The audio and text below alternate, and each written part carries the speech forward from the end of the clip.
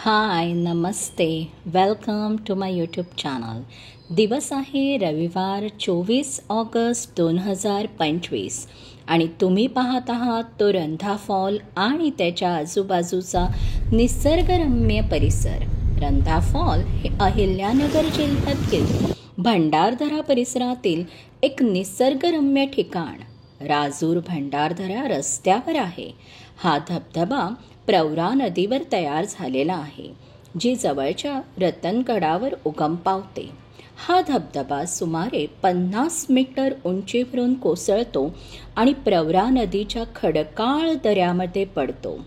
Best time to visit this area is monsoon, but before visit, you must see the weather broadcast to avoid heavy rainfall.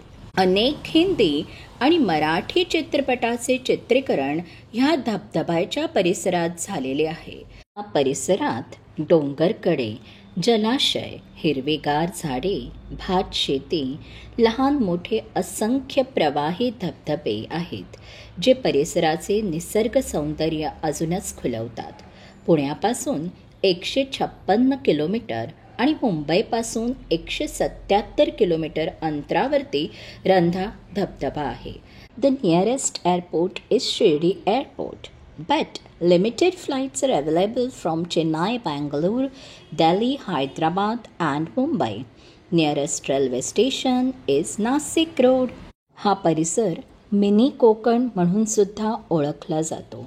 हे निसर्गाने नटलेले स्थान असून अनेक धबधबे, डोंगरकडे, हिरवी झाडे, शुद्ध आणि थंड हवा हे येथील मूळच्या सौंदर्यात अजूनच भर टाकतात. प्रवरा नदीचे पाणी हे अमृता समान आहे, म्हणूनच ह्या नदीला अमृतवाहिनी असे सुद्धा ओळखले जाते. हा परिसर अतिशय सुंदर, स्वच्छ आहे आणि ह्याचे सौंदर्य टिकवण्यासाठी ठिकठिकाणी फॉरेस्ट डिपार्टमेंटची टीम व्हिजिटरवर लक्ष ठेवून असते आणि त्यामुळेच ह्याचे सौंदर्य टिकून आहे. प्रवरा नदीवर केलेल्या ब्रिजमुळे आपण सुरक्षितपणे जवळून रंधा फॉलचे निसर्ग सौंदर्य पाहू शकतो. आता हा जो तुम्हाला दिसतोय तो रंधा फॉल जवळीलच मिनी वॉटरफॉल आहे आणि तो पण खूप जास्त अशा स्पीडमध्ये प्रवाही आहे आणि त्याचे सौंदर्य पण खूप खुलून दिसत आहे. तर पहा किती सुंदर असा हा धबधबा आहे जो रंधा फॉलच्या जवळूनच वाहतोय. दृश्य पाहून माझे मन आनंदित झाले. इथून पुढे ब्रिजवरून जेव्हा आम्ही रंधा फॉलकडे निघालो तेव्हा पाऊस सुरू झाला आणि थोडा वेळ आम्हाला तिथे असलेल्या शेडमध्ये थांबावे लागले आणि जसा पाऊस थांबला तसे आम्ही ब्रिजवरून रंधा फॉलकडे निघालो.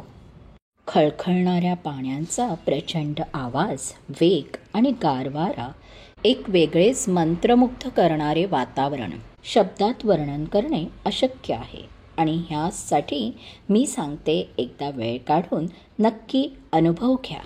आपल्या रोजच्या धावपळीच्या जीवनातून वेळ काढून अनुभवलेले हे निवांत क्षण आपल्याला पुढील बरेच दिवस आनंदात ठेवतात आणि आपले मन प्रसन्न करतात. You must visit this place and I'm sure you will love the nature, greenery, waterfall, paddy field, fish, cool weather and will decide to visit again. Definitely, I like the place very much and decided to visit every monsoon. From every angle, the beauty of waterfall is different. प्रत्येक अँगलने जेवढे शक्य झाले तेवढे filming मी केले, पण जे तुम्ही स्क्रीनवर पाहत आहात ते फक्त 50% आहे. प्रत्यक्ष अनुभव हा केवळ अविस्मरणीय होता, जो मी कधीच विसरणार नाही आणि त्याचे शब्दात वर्णनही होऊ शकत नाही.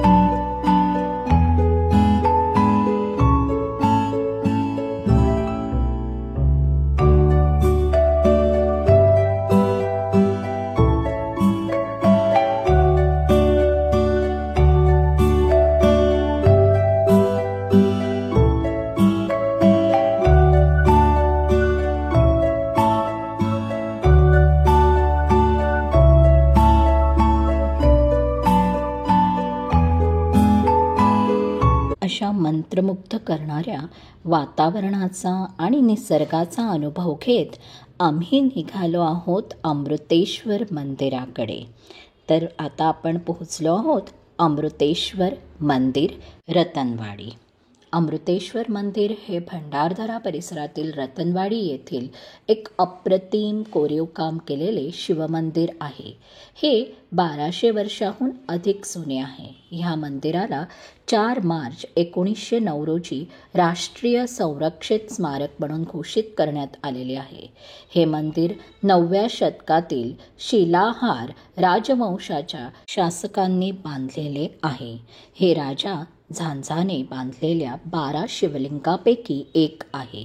हे 71 मीटर बाय 36 मीटर मेजरमेंटचे हेमाडपंथी मंदिर आहे.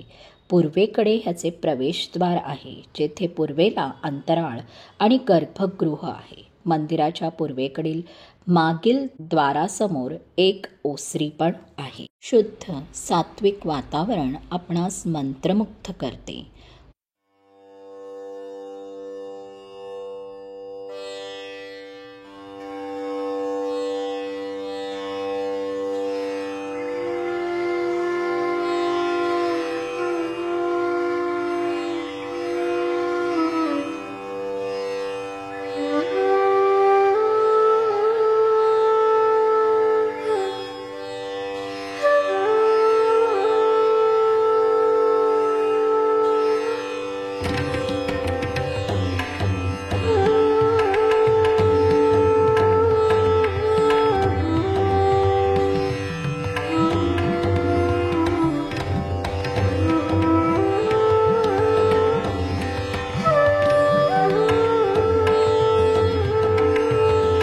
हे जे तुम्हाला जलाशय दिसतंय ते आहे भंडारदरा. परतीच्या प्रवासात आम्हाला वाटेत लागलं श्री क्षेत्र दत्तगड. दत्तगडाच्या 108 पायऱ्या चढून जेव्हा आपण वर पोहोचतो तेव्हा आपल्या दर्शन होते एक सुंदर असे श्रीकृष्णाच्या 20 फूट उंचीच्या मूर्तीचे. येथील कन्स्ट्रक्शन वर्क अजून पूर्ण झाले नाही, पण वातावरण इतके मनमोहक आणि प्रसन्न आहे की तुम्ही सुद्धा इथे आल्यावरती आनंदित व्हाल. आजचा व्हिडिओ जर तुम्हाला आवडला असेल आणि जर तुम्हाला असेच व्हिडिओ पाहायचे असतील तर मी तुम्हाला रिक्वेस्ट करते की please do like, share and subscribe my channel.